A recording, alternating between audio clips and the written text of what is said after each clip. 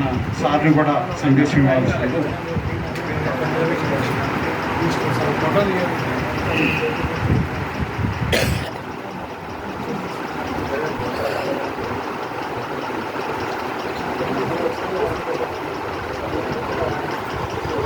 అని చెప్పి ఒకటే రోజు వ్యవధిలో నిన్ననే ఇది బుక్ చేశాము.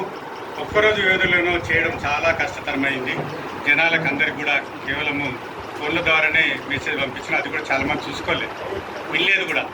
మాదిలాబాద్ వాళ్ళకు, నిజామాబాదు, కామారెడ్డి వాళ్ళని కూడా చెప్పినాం. నల్గొండ వాళ్ళు వచ్చినారు, వాళ్ళు ఒక దగ్గర ఇరుక్కుపోయినారు, రాలేదు 10 మంది. కారణము ఇదే, మనం తొందరగా అప్పటికప్పుడు అనుకొని పెట్టినాం కాబట్టి అందరూ మన్నించాలని కోరుతూ ఈరోజు ఈ ప్రత్యేకమైనటువంటి విధి నిర్వహణకు, అంటే విధి అంటే మనం చేయాల్సిన కర్తవ్యం, ఈరోజు మనకు ఆంధ్ర వాళ్ళు చేసేటువంటి మోసాన్ని అడ్డుకోవడం కొరకు మనం ఒక మీటింగ్ పెట్టుకున్నాము. ఇప్పుడు చాలా వరకు మన భయ్య సామూర్తి గారు చాలా విషయాలు చెప్పినారు, మరి అధ్యక్షుల వారు చెప్పినారు, మరి గడప శ్రీనారాయణ గారు అందరూ కూడా చెప్పినారు, మరి సాంబన్న గారు చెప్పినారు, మహేశ్వర్ గారు చెప్పినారు, మరి దుర్గారాణి గారు అందరూ కూడా ఈ విషయాన్ని అవగాహన చేసుకొని చాలా చక్కటి విషయాలను చెప్పినారు. ఇప్పుడు మనం చెప్పేది ఒకటే, మీరు ఆంధ్ర వాళ్లకు సపోర్ట్ చేస్తారా? చేసేదాని పరిణామం ఎట్లుంటుందో ఆలోచన చేయండి.